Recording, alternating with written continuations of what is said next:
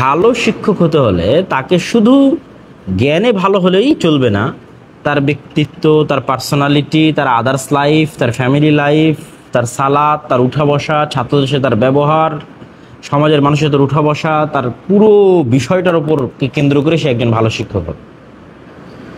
কেননা এখানে মানদণ্ডটা হচ্ছে নবীদের উত্তরসূরি হওয়ার মানদণ্ড।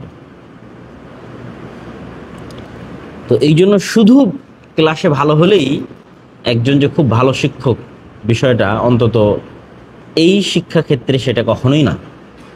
যে ক্লাসে আমি পড়ায় ভালো ভালো পড়িয়ে দিলাম তাহলে আমি ভালো শিক্ষক হয়ে গেলাম, এটা কখনোই নয়। এটার সাথে রুহানিয়াত, মানুষের যে আধ্যাত্মিক জগৎ, আধ্যাত্মিকতা, আল্লাহ সুবহানাহু ওয়া তাআলার সাথে মানুষের সম্পর্ক, সেই আধ্যাত্মিকতার ব্যাপক সম্পর্ক এবং যোগাযোগ আছে।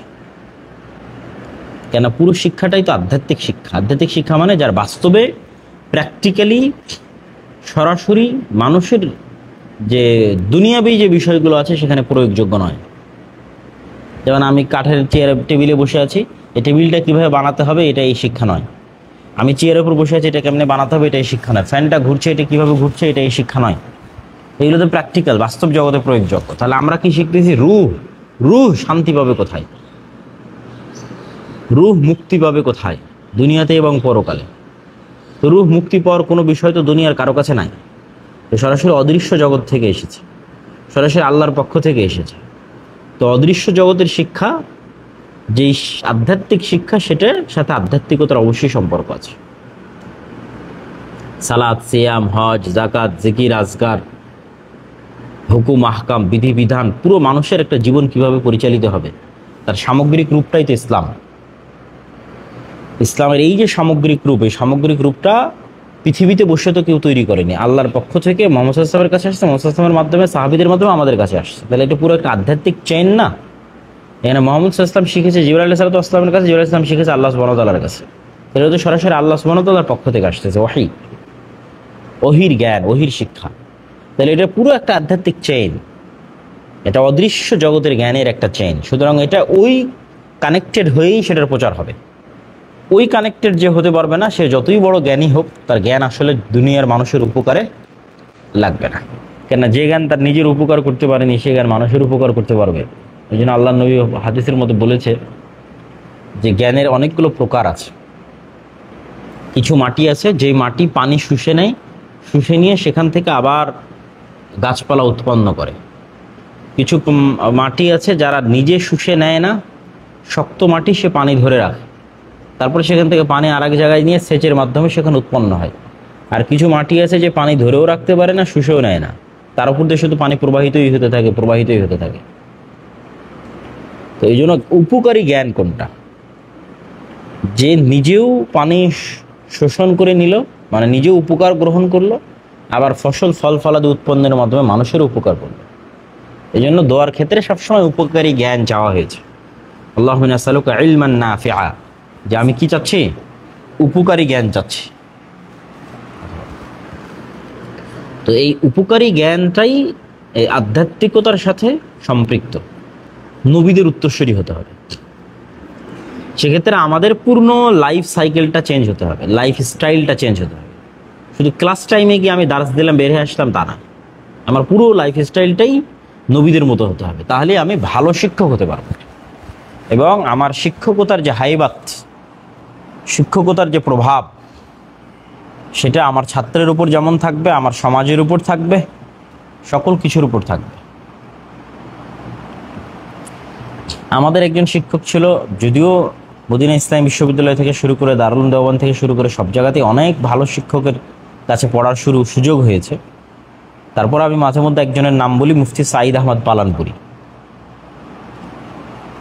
উনি যদিও ওনার আকিদার দিক থেকে বা মাসলা মাসাইলের দিক থেকে আহলে হাদিসদেরকে তেমন একটা পছন্দ করতেন না, বরং ওনার বই পুস্তক থেকে শুরু করে বক্তব্য থেকে শুরু করে সব জায়গাতেই আহলে হাদিসদের রুদুদ আছে। তারপরও কিছু কিছু জিনিস আছে যেই জিনিসগুলো দেখা যাচ্ছে যে দেওবন্দি ভাই যারা আছে, হানাফি দেওবন্দি, তাদের ক্ষেত্রেও তার অনেক কথা বহন করা কঠিন। যেমন উনি একটা কথা বলতেন যে স্বপ্নের বাস্তবতা বাস্তব পৃথিবীতে থাকে না, স্বপ্নের বাস্তবতা বাস্তব পৃথিবীতে থাকে না। তো একজন নাকি দারুল উলুম দেওবন্দের কোন এক প্রতিষ্ঠা বার্ষিকীর এক অনুষ্ঠানে একজন এসে বলতেছে, আমি স্বপ্নে দেখেছি যে আয়েশা রাদিয়াল্লাহু তাআলা না দারুল উলুম দেওবন্দে 10 টাকা দান করেছে। পকেট থেকে 10 টাকা বের করে দেখাচ্ছে যে এই যে 10 টাকা। তো সাইদ আহমদ পালামপুর বলছে এটা ডাহা মিথ্যা কথা। স্বপ্নে যদি কোনো জিনিস ঘটে থাকে সেটা স্বপ্নের মধ্যে শেষ হয়ে যাবে, আবার ওই টাকাটা 10 টাকা হাতে থাকবে যে এই যে 10 টাকা আমাকে দিয়ে গেল। যদি স্বপ্ন সত্য হয় তাহলে ওই পর্যন্তই শেষ, যে আমি স্বপ্নে দেখেছি আয়েশা রাদিয়াল্লাহু তাআলা 10 টাকা দান করেছে। কিন্তু যখন বলতেছে যে এই 10 টাকা, তখন মিথ্যা কথা। সেই জন্য উনি বলে যে ওই যে কেউ স্বপ্নে দেখেছে যে এক জায়গায় আল্লাহ নবী দাগ দিয়েছে যে এখানে দারুল উলুম দেওবন্দ প্রতিষ্ঠা হবে, আর সেই দাগ পরে গিয়ে দেখা গেছে যে রাহা মিথ্যা কথা। এরকম আরো অনেক ওনার বক্তব্য আছে যেগুলো ওনাদের জন্যই বহন করা অনেক কঠিন। যেমন এখন বহু মাদ্রাসায় দেখা যাচ্ছে মাদ্রাসার মধ্যেই মাদ্রাসার মুহতামিমের কবর দেওয়ার একটা প্রবণতা আছে। হানাফি বহু মাদ্রাসায় গিয়ে দেখবেন যেরকম আছে। উনি এটার খুব শক্ত বিরোধী, যে এটার মাধ্যমে কবর পূজার শুরু হয়।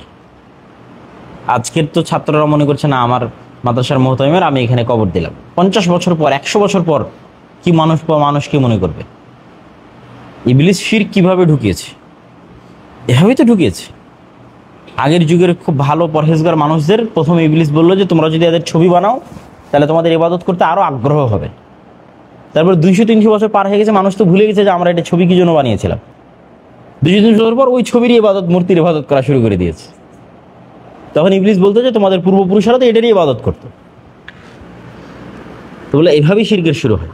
সুতরাং কবর হবে সম্পূর্ণ কবরস্থানে, অথবা মাদ্রাসার বাইরে, মাদ্রাসার এরিয়ার বাইরে, মাদ্রাসার মধ্যে না, যেন পরবর্তীতে এখান থেকে শিরকের শুরুয়াতটা না হয়। এরকম আরো অনেক অসংখ্য কথা, যেমন মহিলা মাদ্রাসা আবাসিক করা, এটার উনি খুব শক্ত বিরোধী, যে আবাসিক মহিলা মাদ্রাসা হারাম। তো কিছু কিছু ক্ষেত্রে আমি বললাম যে হ্যাঁ উনি আহলে হাদিসের অনেক বক্তব্যের বিরোধী, কিন্তু আবার কিছু কিছু তার বক্তব্য আছে যেগুলো তারাই বহন করতে পারবে না। তো ওনার যে বিষয়টা তুলে ধরা সেটা হচ্ছে যে ওনার ব্যক্তিত্ব, দার্সে ওনার ব্যক্তিত্ব। আমরা যখন দারুল উলুম দেওবন্দে পড়েছি তখন আর যত শিক্ষক ছিল তার মধ্যে সবচেয়ে বেশি ব্যক্তিত্ববান ছিলেন উনি।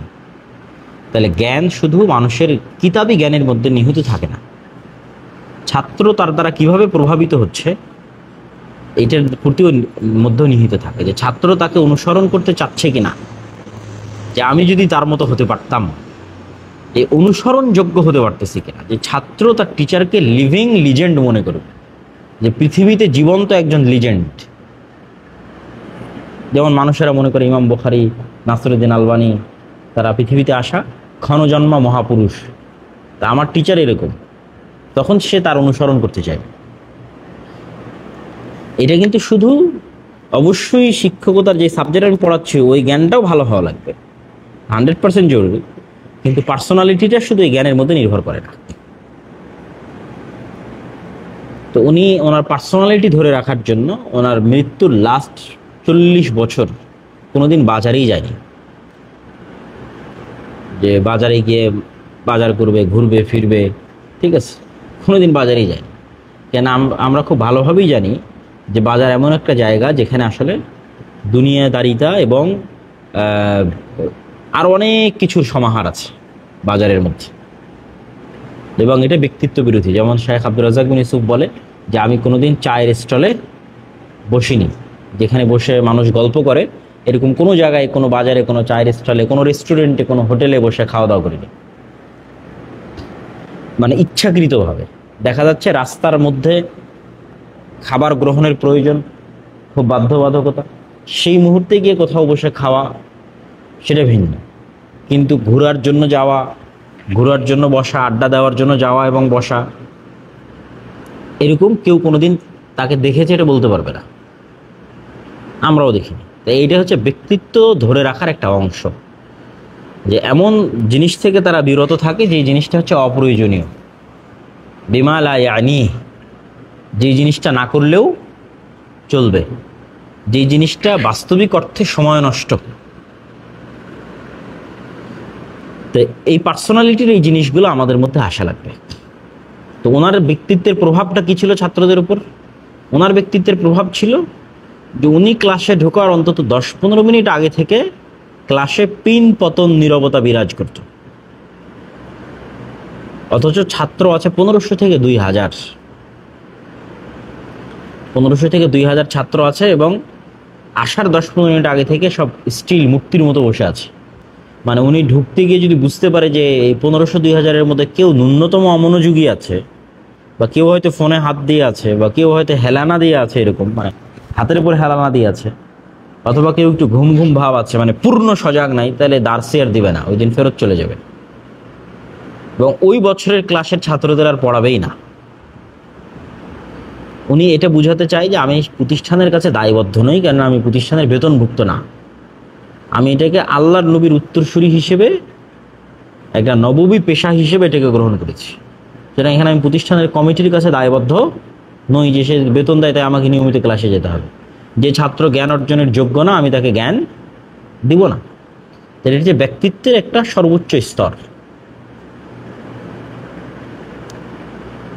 তো আপনারা যদি আপনাদের নিজ নিজ জায়গায় ভালো শিক্ষক হতে চান, তাহলে ভালো শিক্ষক হতে হলে ভালো ব্যক্তিত্ববান মানুষ হতে হবে।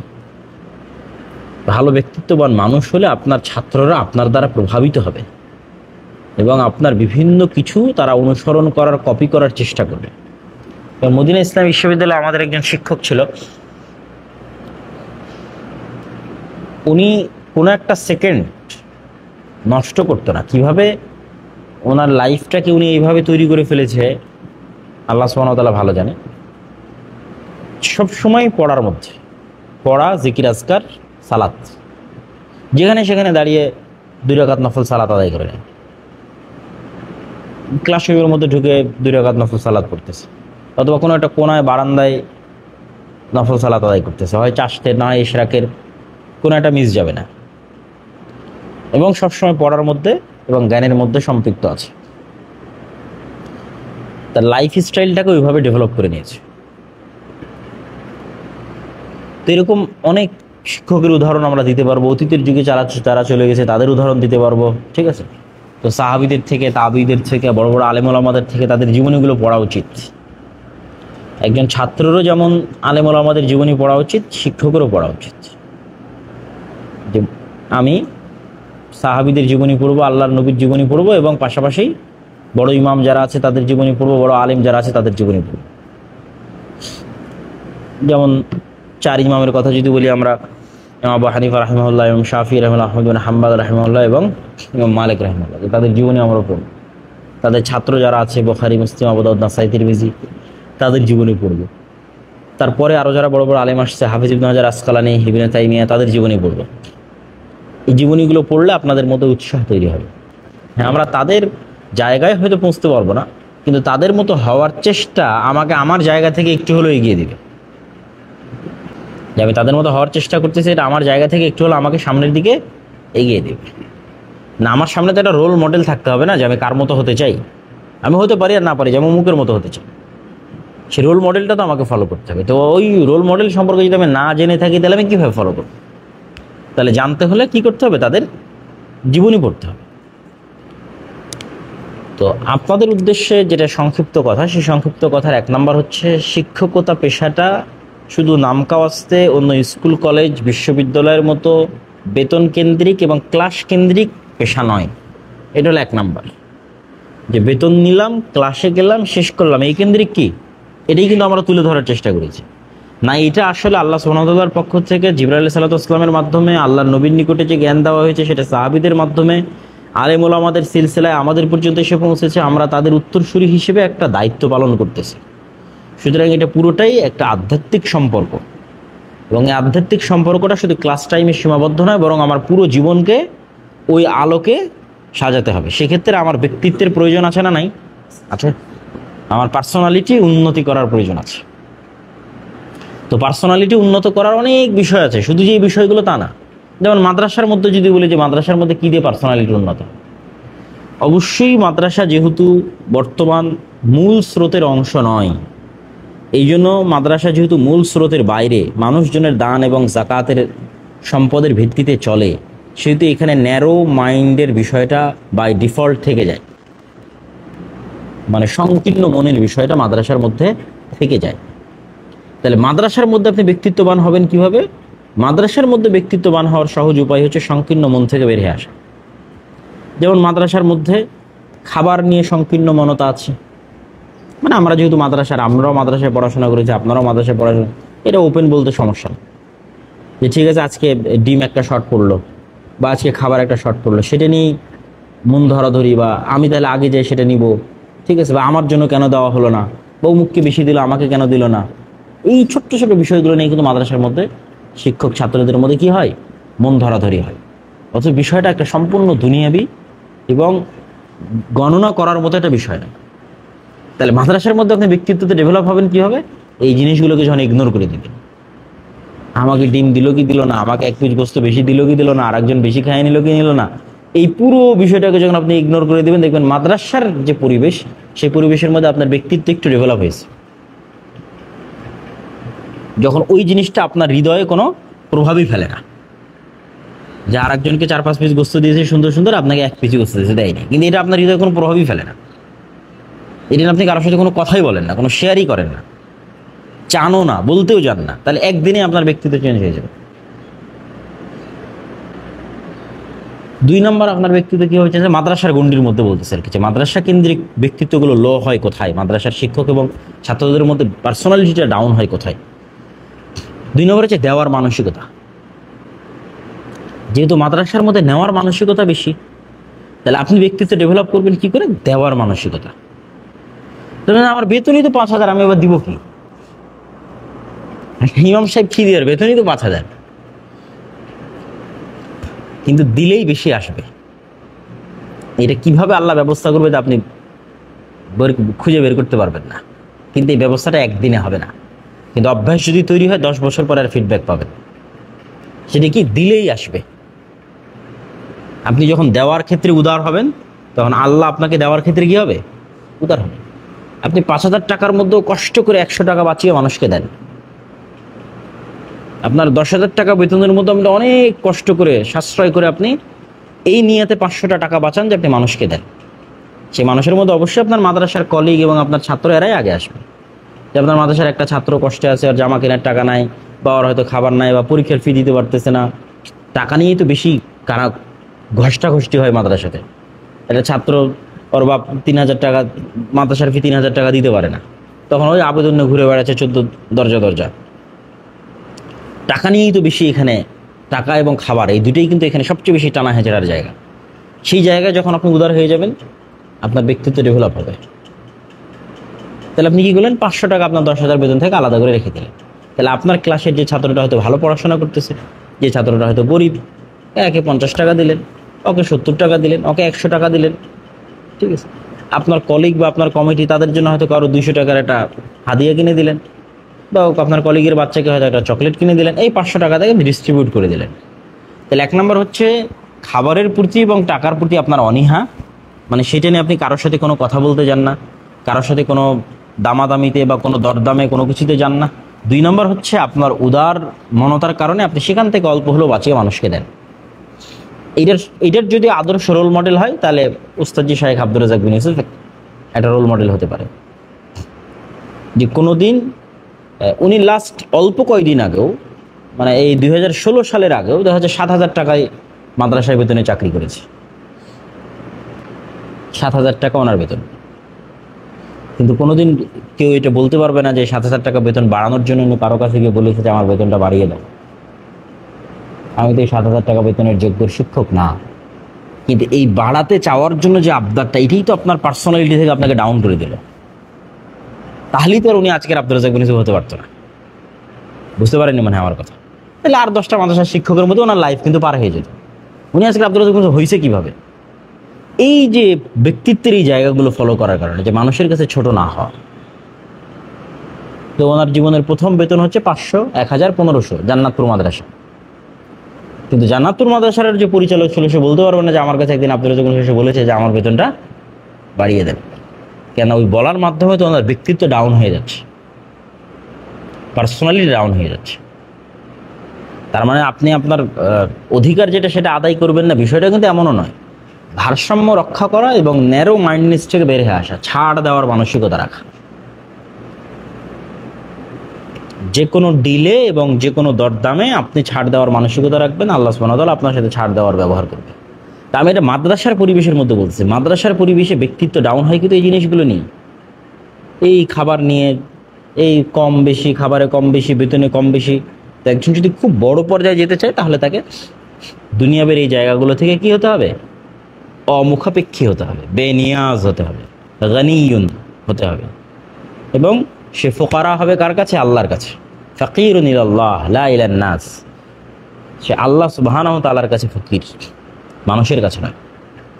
তাহলে ওই যে ব্যক্তিত্বটা ডেভেলপ হচ্ছে, এইটা মূল্যায়ন আল্লাহ আদায় করে দিবে পৃথিবীর মানুষের কাছ থেকে। যে ব্যক্তিরা ডেভেলপ হচ্ছে এটার মূল্যায়ন কি আদায় করে দিবে? আল্লাহ সুবহানাহু ওয়া তাআলা আদায় করে দিবে মানুষের কাছ থেকে, সময় নেবে, কিন্তু সেই ব্যক্তিত্ব তো আপনাকে ডেভেলপ করতে হবে। তাহলে প্রথমত মাদ্রাসার খাবারের রুটিনে কি আছে, কে বেশি নিল কে কম নিল সেটার থেকে সম্পূর্ণরূপে চোখ বন্ধ। দ্বিতীয়ত আমার বেতন কম কি বেশি, আমাকে কম দিল কি বেতন বেশি বেশি দিল সেটার থেকে বন্ধ। দ্বিতীয়ত যা পাচ্ছি সেখান থেকে অল্প একটু বাঁচিয়ে আশেপাশে দেওয়ার প্রবণতা, এইটা ফলো করতে কষ্ট হবে। যে আপনি 5 বছর যদি এটা ফলো করেন, 10 বছর যদি এটা ফলো করেন, দেখা যাচ্ছে যে আপনি নিজেও হয়তো হতাশ হয়ে যেতে পারেন যে না, আমি আব্দুল্লাহ ভাইয়ের কথা শুনে তো আমার এখন বেতনের কথা প্রতিষ্ঠান কর্তৃপক্ষকে বলি না, বেতনও তো বাড়ে না, আর খাবারের কথাও কাউকে বলি না, খাবারও তো ভালো হয় না,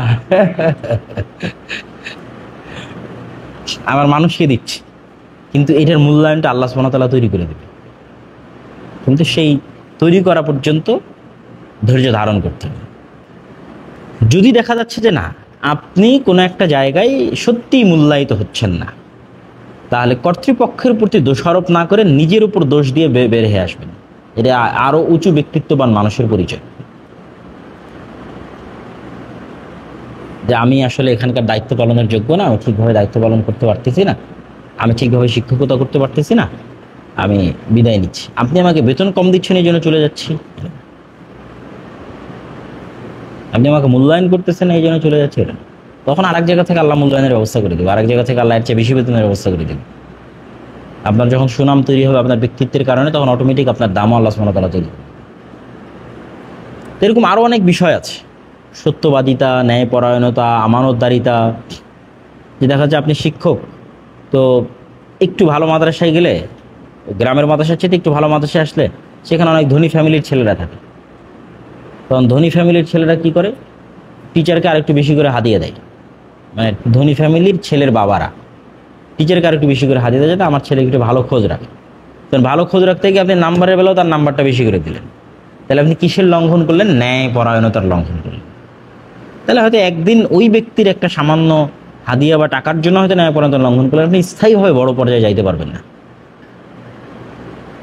তাহলে আপনার ঠিক আছে, আপনি তাকে হয়তো বেশ ভালো একটা কেয়ার করেন, পড়া আসলে বলে দেন, সেটা হয়তো তার বাবা আপনাকে হাদিয়া দেয়, কিন্তু আপনার ন্যায়পরায়ণতার জায়গায় আপনাকে ঠিক থাকতে হবে।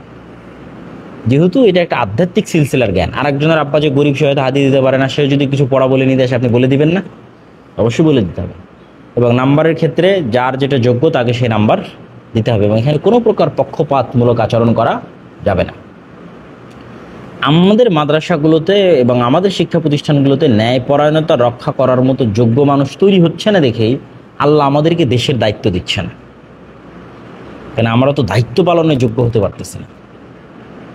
সব জায়গায় দেখবেন যে এরকম ছোটোখাটো ন্যারো মাইন্ডের গল্প আছে, এরকম অন্যায়পরায়ণতার গল্প আছে, যেটা আসলে অত বড় নয় কিন্তু হালকা হলেও আছে। এই আপনি দাখিল আলিমের পরীক্ষার হলে যান, এই সরকারের আমলে কী হচ্ছে আমি জানি না, এই কামিল পরীক্ষার হলে যান, সব ওপেন নকল করতে দিচ্ছে। তাহলে ওই নকল করতে দেওয়ার পুরো সিস্টেমটার সাথে কি আলিয়া মাদ্রাসার প্রিন্সিপাল, টিচার সব জড়িত না? সব জড়িত। তাহলে তো সে তার মাদ্রাসার মধ্যে ন্যায়পরায়ণতা বাস্তবায়ন করতে পারছে না, তাকে কি আল্লাহ রাষ্ট্রের দায়িত্ব দিবে? সেটা দেবে। তাহলে আমরা মুখে যতই দাড়ি রাখি, মাথায় যতই টুপি দিই, যতই 5 ওয়াক্ত সালাত আদায় করি, আমরা কিন্তু আল্লাহ নবীর যেটা জন্মগত বৈশিষ্ট্য সেই মানদণ্ডে কিন্তু উত্তীর্ণ হতে পারি। সেটা হচ্ছে উনি ন্যায়পরায়ণ ছিলেন, স্ট্রিক্টলি সৎ এবং ন্যায়পরায়ণ ছিলেন। এই জন্য আমরা নেতা হতে পারতেছি না। মাদ্রাসা থেকে আলেম বের হচ্ছে, ঠিক আছে, ভালো বক্তা বের হচ্ছে, কিন্তু নেতা বের হচ্ছে না। কেন? নেতা হতে হলেও তো ন্যায়পরায়ণ এবং সত্যবাদী হওয়া লাগে। এটাই তো নেতৃত্বের আসল রহস্য। তাহলে আমি তো আমার মাদ্রাসারই নেতা, মানে যোগ্য নেতা হতে পারি না, আমি তো এখানে অনায়-পরায়ণতার সুযোগ দিচ্ছি, তাহলে রাষ্ট্রের নেতা কিভাবে হবে? এরকম আরো অসংখ্য ছোট ছোট বিষয় আছে। আমরা যদি এই পুরো শিক্ষাটাকে, জাস্ট এই জন্য বারবার বলতেছি, আমরা যদি এই মাদ্রাসার শিক্ষাটাকে শুধুই বেতন ভিত্তিক এবং ওই ক্লাস এবং ঘন্টা ভিত্তিক সীমাবদ্ধ করে নিই, তাহলে আমি যেগুলো বলতেছি এগুলো একটারও দরকার নেই। আর যদি আমি বলি যে না, এটা আমরা একটা আধ্যাত্মিক সিলসিলার, এটা রুহানি উত্তরসূরি হিসেবে, রাসূল সাল্লাল্লাহু আলাইহি ওয়াসাল্লামের জ্ঞানের উত্তরসূরি হিসেবে আমরা আল্লাহ প্রদত্ত একটা দায়িত্ব, জিম্মেদারি পালন করতেছি, তাহলে এই দিনটা তো সামগ্রিক, ওই ক্লাসের মধ্যে দিয়ে সীমাবদ্ধ না। তাহলে এই পুরো লাইফ স্টাইলের সাথে এই দিনের সম্পর্ক, এবং এই দিনে নেতৃত্ব আছে না নাই, রাষ্ট্রে ইসলাম প্রতিষ্ঠা হওয়ার একটা বিষয় আছে না নাই, আছে। তাহলে আমি শুধু এই মাদ্রাসার মধ্যে এই ক্লাসে থেকে যদি রাষ্ট্রের প্রতি স্বপ্ন না দেখি, তাহলে তো হবে না। তাহলে যখনই রাষ্ট্রের প্রতি স্বপ্ন দেখবো, তখন আমাকে নেতৃত্বের যে গুণাবলীগুলো সবগুলো আসতে হবে। সত্যবাদিতা, ন্যায়পরায়ণতা, আমানতদারিতা, সবগুলো একসাথে আমার মধ্যে ফুল প্যাকেজ হতে হবে। টাকা পয়সা, ধন দৌলত, ছাত্রদের সাথে আচার ব্যবহার, কথাবার্তা, কমিটি কর্তৃপক্ষ, সবগুলো মিলে যখন আমি একটা ফুল প্যাকেজ রূপান্তরিত হব আল্লাহর নবীর উত্তরসূরি হিসেবে, তখন চতুর্দিক থেকে আমার মূল্যায়ন এবং আমার ওই যোগ্যতা অনুযায়ী আল্লাহ আমাকে পৌঁছে দেবে। আমি যদি সত্যি রাষ্ট্রের নেতা হওয়ার যোগ্য হইতো, সেটার পরিবেশ আল্লাহ তৈরি করে দিবে। আর যদি আমি রাষ্ট্রের নেতা হওয়ার যোগ্য না হইতো, সেটা আল্লাহ সুবহানাহু ওয়া তাআলা করবেন না। তাহলে আমার যেই পর্যন্ত যাওয়ার যোগ্যতা, সেই পর্যন্ত নিয়ে যাবে। ঠিক আছে? তো আপনাদের উদ্দেশ্যে বক্তব্য আমি আর দীর্ঘায়িত করব না, আমার এতটুকুই কথা শেষের দিকে নিয়ে চলে আসি। আর আরও অনেক কথা হয়তো আপনারা এর মধ্যেই শুনেছেন, আরও যারা আসছে হয়তো ভালো শিক্ষক হওয়ার উপায়ের বিষয়ে হয়তো অনেকেই বক্তব্য দিয়েছে, আলোচনা করেছে। দুইটা জিনিস, যেই সাবজেক্টের আপনি টিচার, সেই সাবজেক্টে ভালো যোগ্যতা অর্জন করা, এবং আপনার আউটসাইড যে ব্যক্তিত্ব, সেটাকে টপ লেভেলে নিয়ে যাওয়া, যেটার উপর আমি এতক্ষণ আলোচনা করলাম। তাহলে আপনি যে সাবজেক্ট, সেই সাবজেক্টে আপনি কীভাবে ভালো করবেন? যেই সাবজেক্টে আপনি টিচার, সেই সাবজেক্টে ভালো করার একটাই উসুল, সেটা হচ্ছে অত্যাধিক পড়া। প্রতিনিয়ত পড়তে থাকলেই আপনি প্রতিনিয়ত ভালো শিক্ষক হতে থাকবেন। আর পড়া যেদিন থেকে ছেড়ে দিবেন, সেই দিন থেকে আপনি আর ভালো শিক্ষক হতে থাকবেন না, আপনি একটা লেভেলে গিয়ে থেমে যাবেন। এই জন্য পৃথিবীর যারা যত বড় বড় ব্যবসায়ী আছে, ওদের সবার রুটিন পড়ে দেখেন, সবার রুটিনে যে মানুষ এই কথাটা শুনলে মানুষ আশ্চর্য হয়, কিন্তু এটাই সত্য। তাদের রুটিনের একটা বড় অংশ থাকে পড়া। পড়লে কীভাবে ধনী হওয়া যায়, এটা কেমন কথা? ওদের রুটিনের অংশ তো থাকতে হবে সারাদিন টাকা গুনবে, হিসাব করবে, দৌড়াবে না। ওদের রুটিনের একটা বড় অংশ কি? পড়া। কেন? পড়লে ধনী হওয়া যায়, পড়লে জ্ঞানী হওয়া যায়, পড়লে ভালো শিক্ষক হওয়া যায়। সব সমস্যার সমাধান কার মধ্যে আছে? পড়ার মধ্যে আছে। পড়লেই ভালো বক্তা হবেন। ঠিক আছে? ওই বক্তব্যের প্র্যাকটিস দিয়ে ভালো বক্তা হবেন এটা না, বেশি পড়বেন, ভালো বক্তা হবে। ভালো লেখক কীভাবে হওয়া যায়?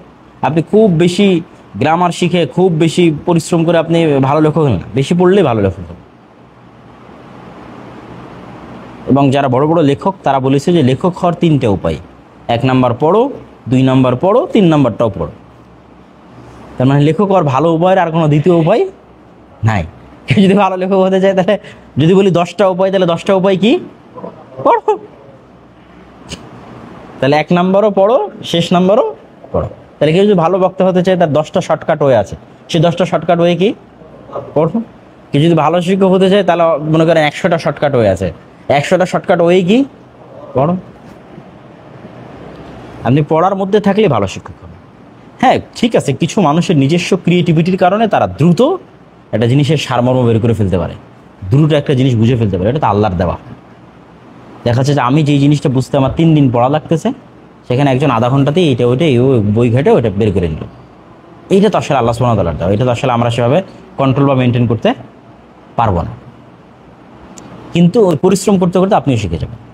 যেমন আপনি একটা বই পড়ান, আপনি দেখেন মূলে পৌঁছতে হয়। যে বই আপনি পড়ান, আপনি যদি আজকে থেকে সবচেয়ে ভালো করতে চান, তাহলে ওই বইয়ের মূলে যাইতে হবে। এই বইটা কে লিখলো? অমুকে লিখলো। সেই মূল কপিটা কই? নিশ্চিত থাকেন আপনি যেটা পড়াচ্ছেন সেটা মূল কপি না, ওইটার মধ্যে কারো হাসিয়া আছে, কারো কিছু আছে। এই মূল কপির উপর কতজন কাজ করেছে এখন পর্যন্ত? কেউ ব্যাখ্যা লিখেছে, কেউ অনুবাদ করেছে, কেউ সংক্ষিপ্ত করেছে, কেউ সারমর্ম করেছে। ওইটাকে কেন্দ্র করে কত বই তৈরি হয়েছে, সবগুলো বই কিনেন, সবগুলো আপনি তখন পড়েন, তাহলেই ওই বইটা আপনি ভালো করে পড়াতে পারবেন। মোতালা বলে যেটাকে মাদ্রাসার ভাষা।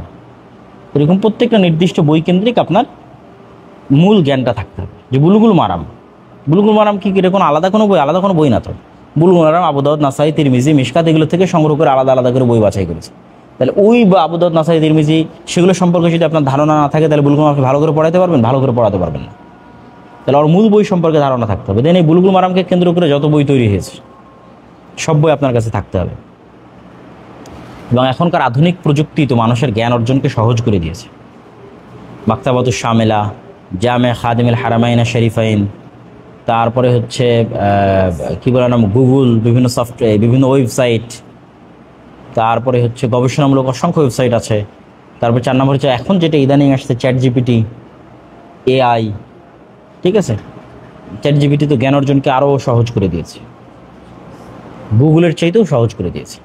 একটা জিনিস আপনি সারাদিন গুগলে খুঁজে ওটার আসল কথা কোন প্রবন্ধে আছে আপনি খুঁজে বের করা কঠিন আছে।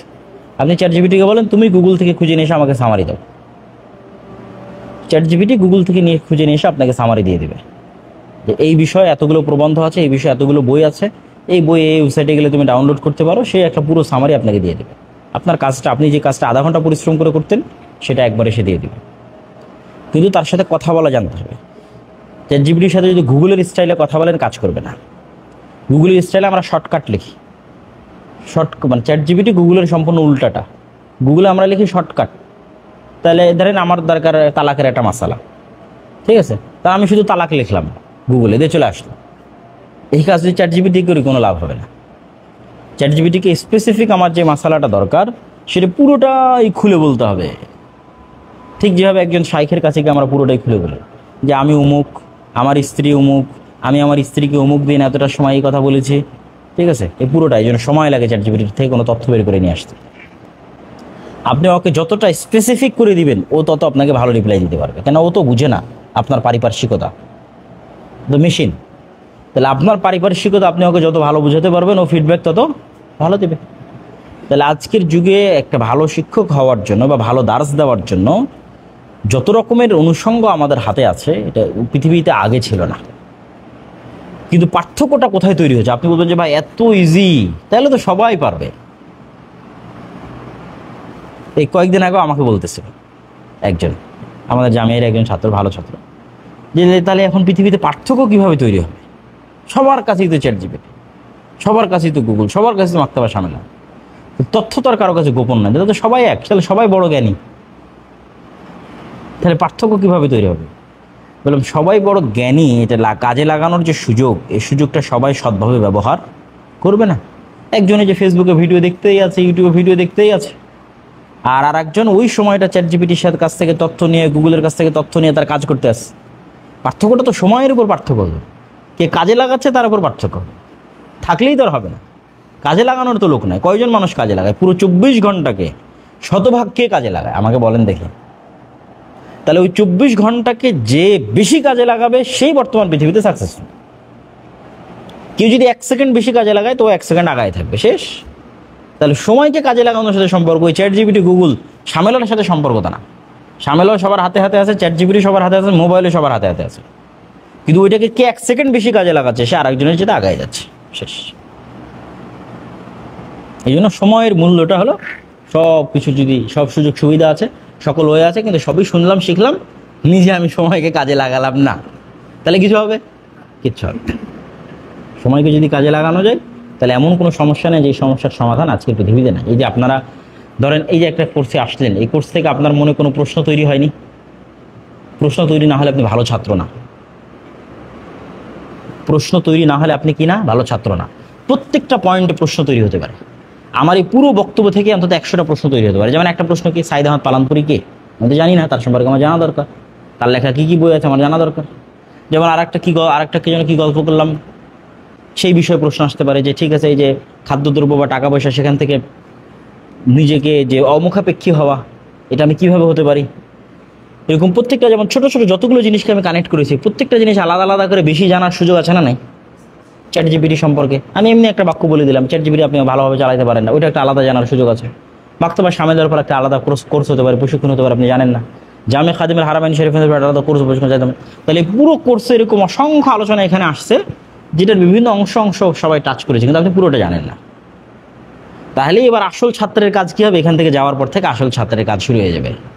আসল ছাত্র এখন এই পুরো কোর্সে যা যা নতুন শিখেছে প্রত্যেকটার পিছনেও পড়ে যাবে, প্রত্যেকটার আসল রহস্য বের করে তারপরে ছাড়বে, গুগল থেকে, চ্যাট জিপিটি থেকে, তারপর হচ্ছে আপনার ইউটিউব থেকে, এবং প্রত্যেকটা দেখতে থাকবে এবং শিখতে থাকবে যে আমাকে এই বিষয়ে কয়টা বইয়ের নাম দাও। যে আব্দুল্লাহ বললো যে ধনীরা বই পড়ার মাধ্যমে ধনী হয়, তাহলে ধনী হওয়ার উপায় কি? এই বিষয়ে কয়েকটা বইয়ের নাম দাও। চ্যাট জিপিটি নাম দিল, বই ডাউনলোড করলেন, পড়লেন। তাহলে প্রত্যেকটা পয়েন্টের মেইন আপনি যাওয়ার চেষ্টা করলেন, মানে আমি যেখান থেকে তথ্যগুলো নিয়ে আপনার একটা সামারি আপনাকে দিলাম, ওই প্রত্যেকটার মূলে আপনি যাওয়ার চেষ্টা করলেন। এগুলো আসল ছাত্রের কাজ। এই পুরো কোর্সে আপনি এরকম যা যা শিখেছেন, প্রত্যেকটা যা যা পয়েন্ট টাচ হয়েছে, তার প্রত্যেকটার পিছনে যখন আপনি পড়ে যাবেন, তখন আপনার এই কোর্সটা কী হবে? ফুলফিল হয়ে যাবে। আর যদি এটার পিছনে না পড়েন, এখান থেকে সব বিসমিল্লাহ যা শিখেছিলাম জামিয়া সালাফিতে ফেলে দিয়ে চলে গেলাম, যা জামিয়া সালাফের শর্ত দিয়েছিল ট্রেনিং করতে হবে, আর ওই আমার কমিটি বলেছিল ট্রেনিংয়ে যেতে হবে, তাই আসছে না। এই ট্রেনিংটা আপনি জামিয়া সালাফের সাথে থাকেন অথবা না থাকেন, আপনি মাদ্রাসার টিচার থাকেন অথবা না থাকেন, আপনার ব্যক্তিগত জীবনের জন্য কাজে দিবে। আপনি পৃথিবীর যেখানেই থাকেন না কেন, আপনাকে অন্যের চাইতে এক ধাপ এগিয়ে দিবে। ওই হিসেবে আপনাকে ট্রেনিং নিতে হবে। ওই হিসেবে ট্রেনিংয়ে যা যা নতুন প্রশ্ন আসে সবগুলোর আদ্যপান্ত বের না করা পর্যন্ত থামা যাবে না।